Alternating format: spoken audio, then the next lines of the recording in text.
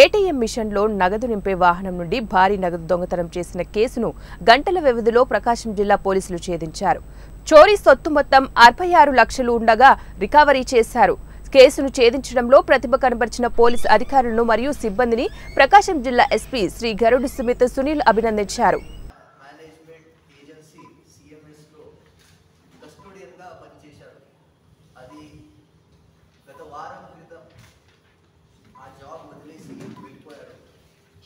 మహేష్ యాక్చువల్గా సీన్కి వెళ్ళి ఆ క్యాష్ బ్యాగ్స్ నుంచి ఆ క్యాష్ తీసుకువెళ్ళడం జరిగింది.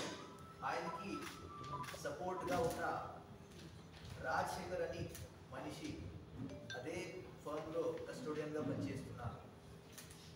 ఆ పనిచేస్తున్నప్పుడు ఆయన మొత్తం ఈ రూట్కి హాల్టింగ్ ప్లేస్కి రెక్కి చేయడం జరిగింది. దాంతోపాటు మూడవ అక్యూజ్డ్ కోటారెడ్డి అని ఇదే ఫర్మ్లో బ్రాంచ్ మేనేజర్గా పనిచేస్తున్నారు.